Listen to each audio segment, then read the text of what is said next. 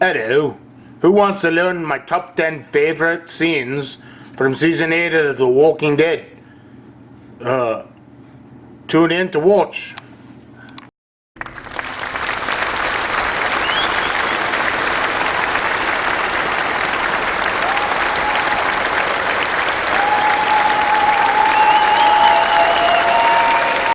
Hey, how's everyone doing tonight? I'm your host, David Letterman, and welcome to another high-powered edition of the Cranky Critics, where we have another top 10 list for you.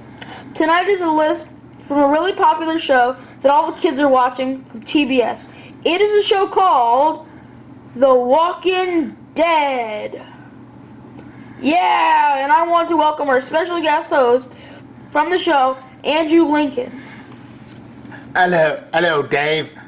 Thanks. I'm really glad to be here today. Apparently, you're a big shot with the kids. Yeah, I guess so, Dave. I guess you're some sort of zombie vigilante? That's right, Dave. And it says here that your character is from the southern part of the United States. How did you pull that off? Well, practice, Dave. Lots of practice. I guess there's no acting roles in the southern part of Wales. Oh, not like this one, Dave. The Walking Brit. Nope. You could travel around in a little blue box fighting zombies instead of Daleks. Nah, not for me, Dave.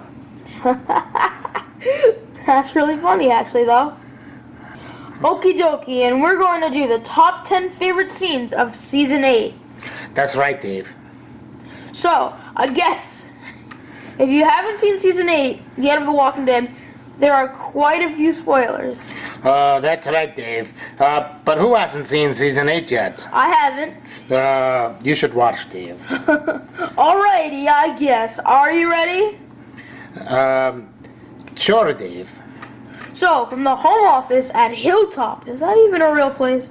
In the show it is, Dave. In the show, got it. But, I don't know. The show about zombies and the zombie vigilante. Okay, from the home office at Hilltop, the top 10 scenes from Season 8 of The Walking Dead. Number 10. That would have to be when Rick Grimes shot over the head of the Muslim doctor to scare him away. Don't like Muslim doctors. I know someone else that might not like Muslim doctors. Yeah, it's complicated. He was a stranger. Yeah, and you're building a wall. Well... Okay, number 9. When Daryl realized that his stunt released the saviors from the sanctuary. And I guess that was a bad thing to do. Yes, Dave, it was really bad. And what were they surrounded by? Zombies? Did you see the show, Dave? Nah, just a lucky guess. Number 8. When Alexandria got overrun by the saviors and they all escaped into the sewers. Escape to the sewers? Yeah. We do that in New York during a heat wave. Number 7. New York sounds like an interesting town. Number 7 was when Rick sees Negan in the back of the convoy and rams his car tries to kill him. Negan. That's a real strange name. No, not really, Dave. Well, if I saw a guy named Negan, that's what I would do. Smash him and try to kill him. Well, you have to understand, Dave. Negan is a really bad guy. Worse than the zombies? Okie dokie. Number 6.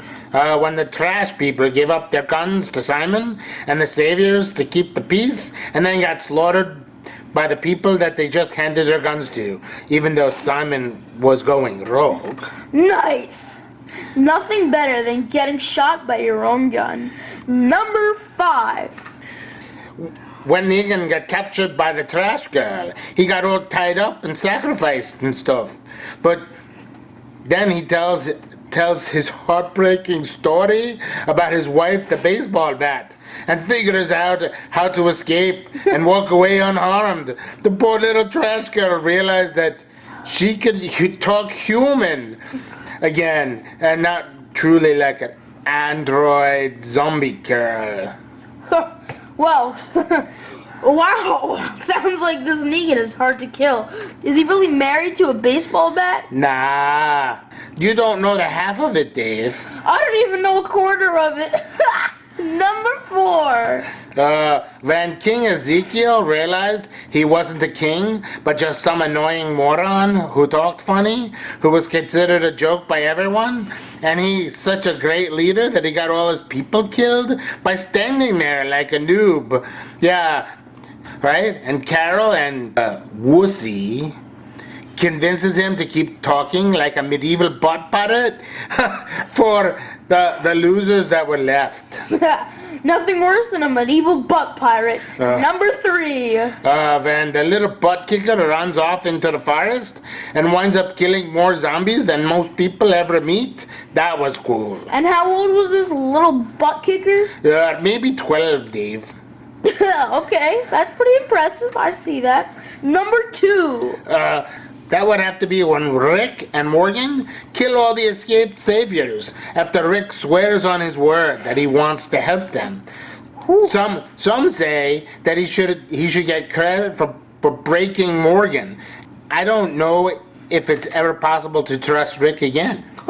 Wow, okay. Yeah, well, I didn't trust him in the first place. And as for breaking Morgan, how do you know he didn't come that way in the box? Know what I mean? Well, you see, Rick had never broken his word before, so it was a pivotal scene. Yeah, I mean, I get it. He lied to a bunch of deadhead zombies. How are we ever going to trust him again? Yeah, so from the home office at Molehill. Yeah, that's Hilltop, Dave.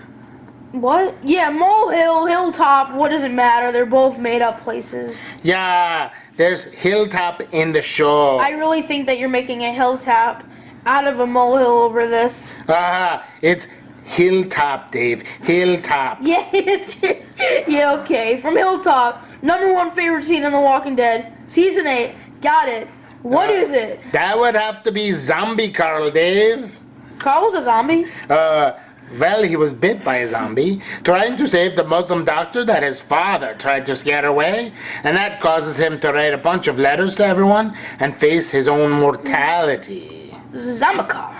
I don't get it. Everybody knows when you get bit by a zombie, you slowly become a zombie. Zombicar.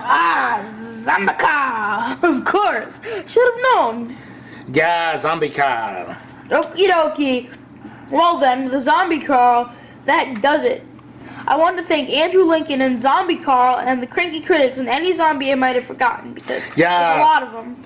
Yeah, thanks, Dave. Really appreciate it. Join us next time on Cranky Critics when we do this all over again. Well, next time, without Zombie Carl. Good night, everybody. How come Andrew Lincoln sounded a bunch like me? I thought he was English, not Irish. What's going on?